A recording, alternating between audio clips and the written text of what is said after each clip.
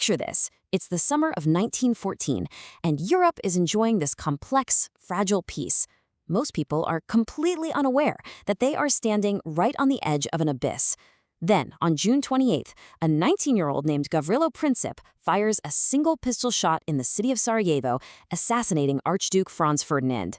Now, you might be wondering how one local event could change history so drastically. Well, that one single bullet, in a matter of mere days, triggered a chain reaction that brought 6 million men marching to their deaths all across Europe.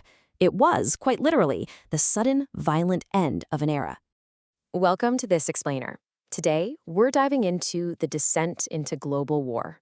We're going to take a chronological journey right through the world's first industrialized conflict.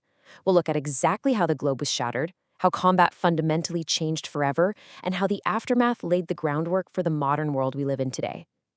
Let's get into it. Section 1. The Spark of Global War, from regional dispute to global catastrophe. So, to really understand how one single assassination ignited a world war, we have to look at the absolute powder keg that Europe had become at that point. Fueled by decades of fierce nationalism, militarism, and these intense imperial rivalries, the continent was deeply divided by a rigid web of alliances. On one side, you had the Triple Entente, that's France, Britain, and Russia, who were united largely by their shared fear and suspicion of Europe's strongest new power, Germany. And on the exact opposite side stood the Triple Alliance, Germany, Austro-Hungary, and Italy. This tangled, incredibly tense structure basically meant that any localized conflict had the immediate potential to drag everyone, the whole shebang, into a continent-wide bloodbath. And man, when Austro-Hungary blamed Serbia for the assassination and declared war, those dominoes fell with terrifying speed. Russia felt honor-bound to defend Serbia, so they mobilized their massive army. Germany, bound to support Austro-Hungary, used this as their justification to mobilize and declare war right back on Russia.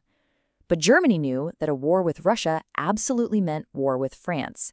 Their big strategy, the Schlieffen Plan, dictated the super rapid advance through neutral Belgium to quickly crush France before turning their attention back east. When German troops actually invaded Belgium, Britain, who had guaranteed Belgian neutrality, issued an ultimatum. Germany ignored it, and boom, Britain declares war. In just a matter of weeks, the great powers were completely locked into conflict. There was no going back. Moving on to Part 2, Trenches and Industrial Warfare, the end of the rapid advance. You know, the generals on all sides actually believed this would be a short, glorious war, but those rapid advance plans, they failed miserably. Desperate counterattacks drove the Germans back. And unable to outflank each other in this chaotic race to the sea, the armies did literally the only thing they could do to survive the deadly machine gun and artillery fire. They dug in. This created a continuous, mind-boggling 350-mile front of trenches stretching all the way from the English Channel to Switzerland. The promise of a short war completely evaporated, replaced by a grim new reality, a war of attrition. Both sides were now trapped in this bloody stalemate, essentially just trying to grind the enemy down and inflict such enormous losses that the other side would simply be forced to collapse.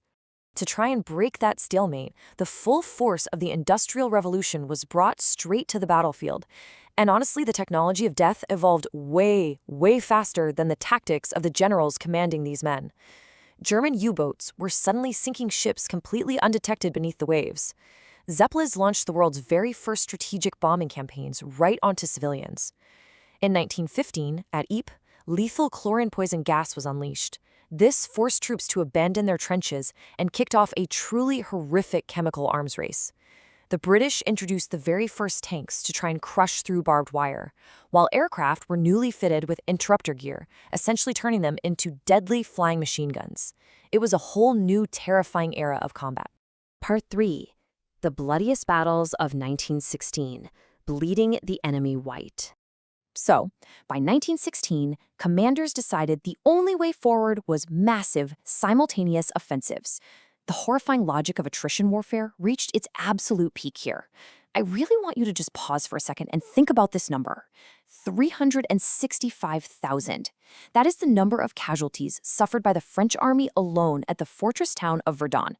The German commander deliberately planned this assault not to capture territory, but, in his own grim words, to bleed France white. It became a terrifying mincing machine where entire infantry divisions were just fed into the line and destroyed. And the truly shocking part? The Germans lost almost as many men as the French did in that exact same battle. And somehow the scale of destruction only got worse. Over at the Battle of the Somme, the Allies suffered 600,000 casualties. Think about that. On the very first day alone, waves of British infantry were just cut down by machine gun fire, suffering 57,000 casualties in just a few hours. That remains the worst day in British Army history. This battle raged on for 5 brutal months. And what did those 600,000 casualties actually buy the Allies? An advance of exactly 10 miles. It's just a staggering, tragic testament to the sheer futility of trench warfare. Let's look at Part 4, Revolution and American Entry, the tipping point of 1917. By 1917, this endless strategy of attrition had pushed Europe to the absolute brink of total collapse. This makes 1917 the definitive pivot point of the entire conflict. Knowing it couldn't win a long war against the Allies' far greater resources, Germany made a massive, desperate gamble. First, they resumed unrestricted submarine warfare, really hoping to starve Britain out by sinking neutral American ships like the SS Housatonic. Then, the British intercepted the infamous Zimmermann telegram, which revealed that Germany was actively encouraging Mexico to attack the United States. I mean, wow. This chain of massive German provocations finally forced U.S. President Woodrow Wilson's hand. The U.S. declared war, bringing its immense, fresh resources to a very battered Allied cause. But wait, right as the U.S. entered, the Allies suffered a catastrophic blow over in the East. Enormous casualties and massive bread shortages sparked a full-blown revolution in Russia. The Tsar abdicated, and then a second revolution brought Lenin's Bolshevik Party to power. Now, Lenin was determined to exit the war, and he eventually signed a peace treaty that handed vast amounts of territory over to the Central Powers.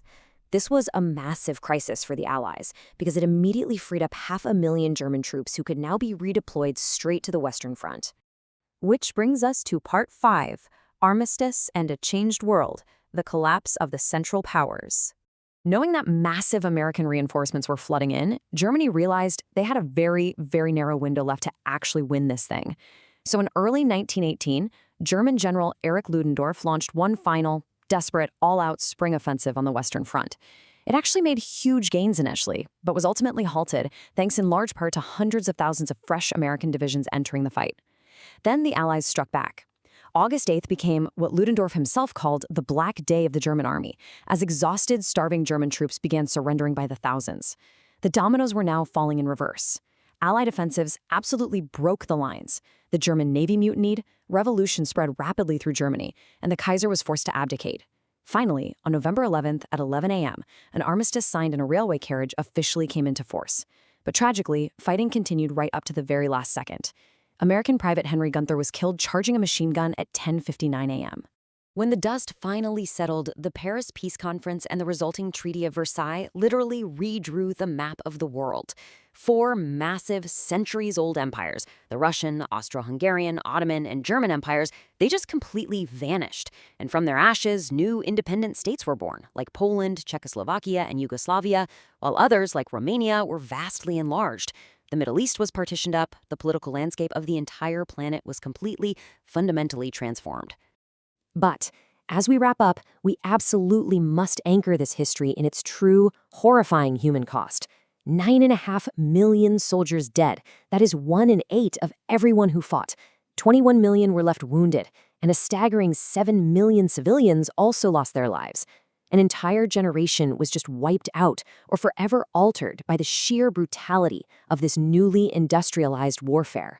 Which leaves us with a final, absolutely crucial point to consider today. The Treaty of Versailles was incredibly punitive. It severely restricted Germany's military, seized its territories, demanded massive financial reparations, and perhaps most painfully, forced Germany to accept full responsibility for the entire conflict in a humiliating war guilt clause. So as we reflect on the millions lost and the empire shattered, I want you to ask yourself, did these harsh peace terms actually stabilize a devastated world?